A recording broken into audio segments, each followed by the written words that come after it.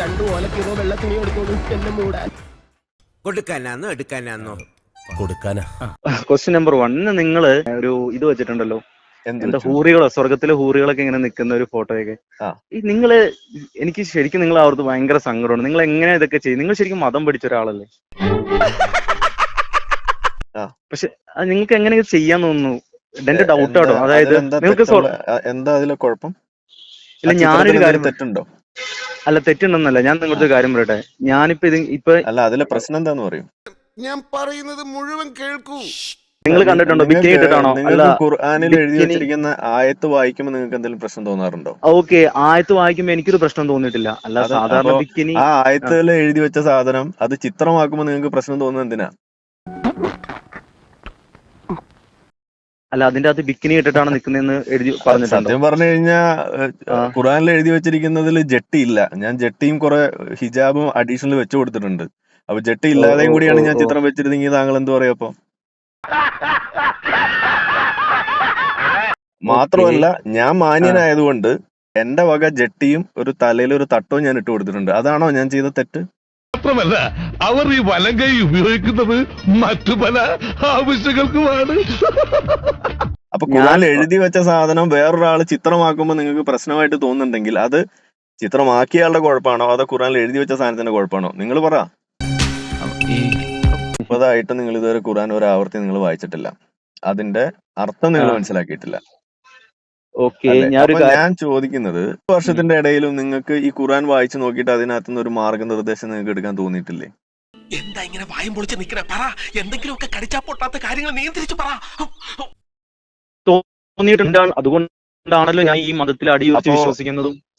അപ്പൊ നിങ്ങള് ഇതുവരെ അർത്ഥം മനസ്സിലാക്കാത്ത ഒരു സാധനം കൈ വെച്ചിട്ട് എങ്ങനെയാണ് നിങ്ങൾ അടിയുറച്ച് വിശ്വസിക്കുന്നത്? അതിനകത്ത് എന്താ എഴുതിയെന്ന് നിങ്ങൾക്ക് ഇപ്പോഴും അറിയില്ല. ഞാൻ ചപ്പാത്തി കഴിക്കാറില്ല, ചോറാണ് തിന്നണത്. അതുകൊണ്ട് എനിക്ക് ഹിന്ദി അറിയാനും പാടില്ല. നമ്മള് അല്ല, അറബിയിലല്ല ഖുർആൻ എഴുതിയേക്കുന്നത്. അതാണല്ലോ നമ്മൾ ആദ്യം. അപ്പൊ അത് മലയാളികൾക്ക് പറഞ്ഞിട്ടുള്ളതല്ലേ ഈ ഖുർആൻ? അപ്പൊ അറബി അറിയുന്നവർക്ക് വേണ്ടി മാത്രമാണോ ഖുർആൻ ഇറക്കിയത്? അതുകൊണ്ടാണല്ലോ നമ്മൾ അറബി അങ്ങനെ ഞാൻ പറഞ്ഞിട്ടില്ല. എന്താ നിന്റെ ഉദ്ദേശം?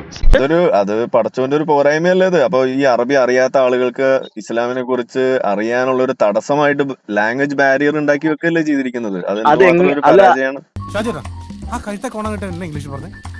അതറിയാമായിരുന്നേ നിങ്ങളെ കൊണ്ട് വടമുണ്ടാക്കാൻ നടക്കുകയില്ലായിരുന്നല്ലോ. വല്ല കോളേജിൽ പഠിപ്പിക്കാൻ പോകത്തില്ലായിരുന്നു.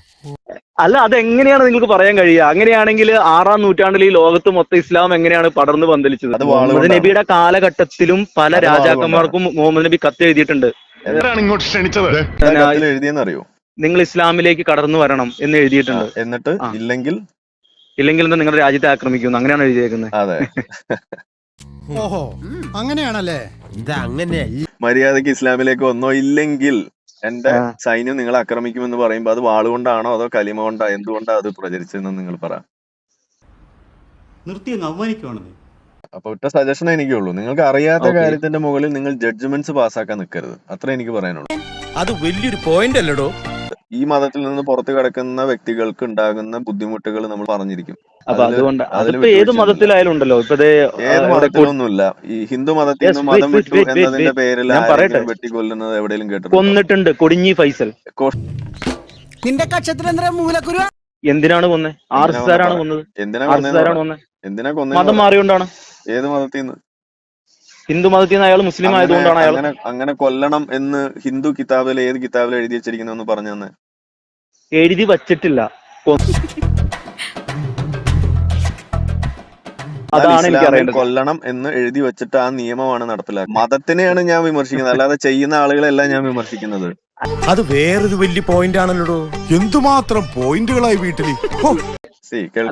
കേൾക്കൂ, ഇന്ന് നിലവിൽ 12-13 ഇസ്ലാമിക രാഷ്ട്രങ്ങളുടെ നിയമങ്ങളിൽ മതം വിട്ടവനെ കൊല്ലണമെന്ന നിയമം ഉള്ളതാണ്. ഇസ്ലാമിക നിയമം. ഓക്കെ, അത് എല്ലാ മതത്തിലും ഇല്ല എന്ന് പറഞ്ഞിട്ട് നിങ്ങൾക്ക് അതിനെ വെളുപ്പിക്കാനൊന്നും കഴിയില്ല. അതുകൊണ്ട് തന്നെയാണ് നമ്മൾ അതിനെ വിമർശിക്കുന്നത്. അങ്ങനെ തന്നെ വേണടാ തിരുമണ്ട. ഉറപ്പായിട്ടും ഒരു അമ്പലം പൊളിച്ചിട്ടാണ് അവിടെ പള്ളി പണിതെങ്കിൽ അത് മോശമാണ്. കാരണം മറ്റുള്ള മതങ്ങളെ ബഹുമാനിക്കാൻ എന്റെ നബി എന്നെ പഠിപ്പിച്ചിട്ടുണ്ട്. ശരി, എന്റെ നബി എന്നെ പഠിപ്പിച്ചിട്ടുണ്ട്. ഞാൻ ഇനി അങ്ങോട്ടൊരു കാര്യം ചോദിക്കാം.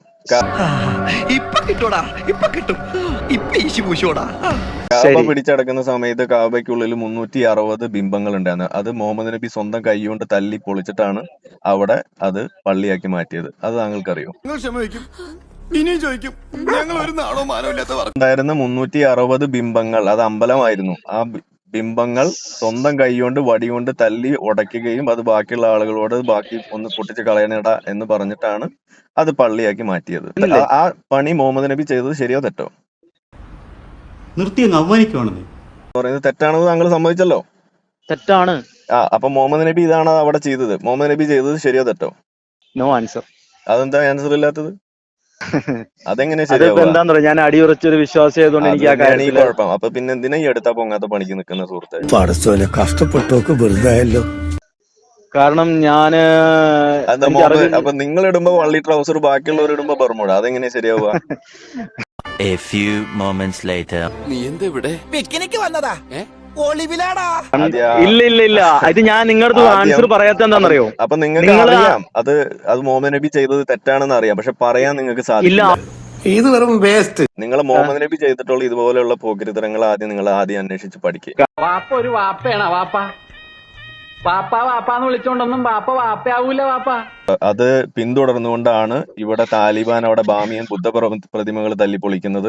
അതുപോലെ ഇന്ന് പൊട്ടന്മാര് അല്ലല്ല, നിങ്ങൾ അതൊന്നും പൊട്ടന്മാരെന്ന് നിങ്ങൾ താലിബാനെ വിളിക്കുന്നുണ്ടെങ്കിൽ നിങ്ങൾ ആദ്യം പൊട്ടൻ എന്ന് വിളിക്കുന്നത് മുഹമ്മദ് നബിയെ തന്നെയാണ്. അത് ആദ്യം നിങ്ങൾ മനസ്സിലാക്കുക.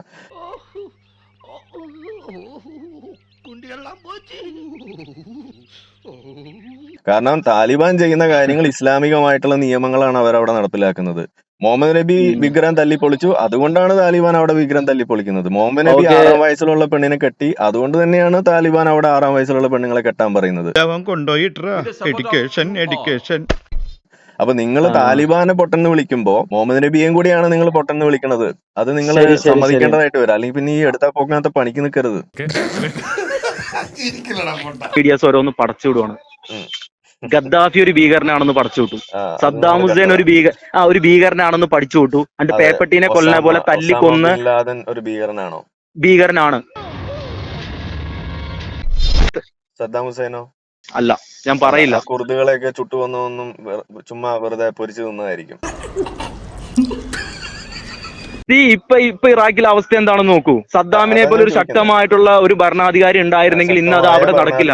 അവിടെ കുർദുകളെ കൊന്നു തിന്നിരുന്നത് കുഴപ്പമില്ലാന്ന്. അപ്പൊ കൊന്നു കുഴപ്പമില്ല. ഒടുവിൽ കുറ്റസമ്മതം നടത്തി അല്ലേ? നിങ്ങൾക്ക് ഹൂറികൾ ജെട്ടിയിട്ടുണ്ടോ ഇല്ലയോന്ന് ഉൾപ്പെടെ, ഇവിടെ ജൂതവിരുദ്ധത ഉണ്ടോ ഇല്ലയോന്ന് ഉൾപ്പെടെ ഒരു കാര്യവും നിങ്ങൾ അറിഞ്ഞിട്ടില്ല. ഇനി പോയി പഠിക്കാനിരിക്കുന്നുള്ളൂ. അപമാനത്തിന് തന്നെ അപമാനമാണ് നീ. ഇവിടുത്തെ നാട്ടുകാർ എന്റെ വ്യക്തിപരമായ പേരിൽ ഞാൻ നന്ദി രേഖപ്പെടുത്തിക്കൊള്ളുന്നു. ഒന്ന് സബ്സ്ക്രൈബ് ചെയ്തിട്ട് പോടാ.